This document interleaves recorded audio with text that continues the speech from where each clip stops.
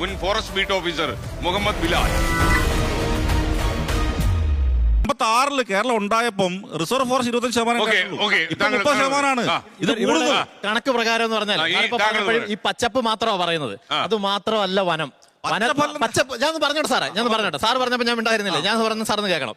ഈ പച്ചപ്പ് മാത്രമാണ് ഈ റിസർവ് പച്ചപ്പ് മൊത്തം ഇങ്ങനെ കിടക്കുന്നുള്ള. അതിനെ താഴെ ഒരു ആവാസ വ്യവസ്ഥയുണ്ട്. ഈ ആവാസ വ്യവസ്ഥ ഉണ്ടായി വരണമെന്നുണ്ടെങ്കിൽ സാറ് പറയുന്ന 20 കൊല്ലമോ 25 കൊല്ലമോ കൊണ്ടൊന്നും ഉണ്ടായി വരത്തില്ല. നൂറ്റാണ്ടുകൾ കൊണ്ട് ഉണ്ടായി വന്നിട്ടുള്ള സാധനമാണ്. അല്ല ഞാൻ പറഞ്ഞോട്ടെ, സാർ ഇനിയും 10 മരം അല്ലെ 100 മരം വെച്ച് പിടിപ്പിച്ചാൽ പോലും ഈ പറഞ്ഞ ആവാസ വ്യവസ്ഥ ഉണ്ടാക്കാൻ മനുഷ്യർക്ക് പറ്റില്ല. അത് പ്രകൃതിയാൽ ഉണ്ടായി വരുന്ന സാധനമാണ്. ഒരു കാര്യം എടുത്ത് വെച്ചോട്ടെ, ബഹുമാനപ്പെട്ട മുൻ MP സാർ പറഞ്ഞ ഒരു കാര്യം ഞാൻ ശ്രദ്ധിച്ച് നോട്ട് ചെയ്ത് വെച്ചാണ്. ഒരു കാര്യം ചോദിച്ചോട്ടെ, സാറ് പറഞ്ഞ് 2ആയിട്ട് തരംതിരിച്ചിട്ടുണ്ട്.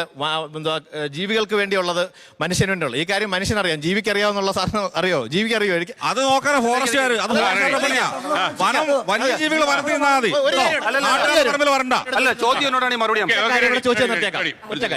അതായത് സാറ് പറഞ്ഞ പോലെ ഇതാണ് നമ്മുടെ സാറിന്റെ ഒരു വസ്തുവാന്ന് വെക്കുക. ഇത്രയും സ്ഥലം ഇതിനെ പകുതിയായിട്ട് തിരിച്ച് സാറിനും സാറിന്റെ അനിയനും തന്നു. മനസ്സിലായി? ഇവിടെ മുഴുവൻ കത്തി ചാമ്പലായിക്കൊണ്ടിരിക്കുക.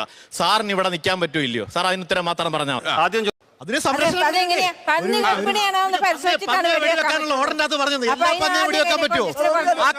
ആക്രമണകാരിയായ പന്നിയെന്നായിരുന്നു. ആക്രമണകാരിയായ പന്നി. പ്രകൃതിയും വന്യജീവികളും സംരക്ഷിക്കണോ വേണ്ടയോ? പ്രകൃതിയും വന്യജീവികളും സംരക്ഷിക്കണോ വേണ്ടോ? ഉത്തരം പറഞ്ഞാൽ മതി. ഉത്തരം പറയാം. എനിക്ക് സർക്കാർ ഉദ്യോഗസ്ഥന്റെ പ്രേതം കയറി ആനുകൂല്യത്തിന് വേണ്ടി വരുന്ന പാവപ്പെട്ടവരോട് ചോദ്യം ചോദിക്കുന്ന കേസ് ഓർണോ ചോദ്യം എന്നോട് ചോദിക്കുന്നത്.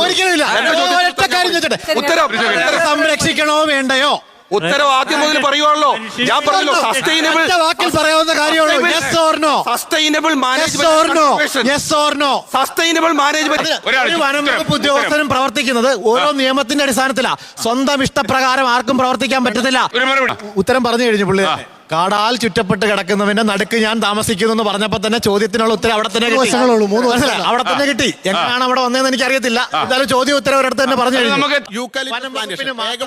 വനസംരക്ഷണത്തിൽ പ്രാധാന്യമുള്ളത് അതോ എല്ലാവർക്കും ഉണ്ടോ?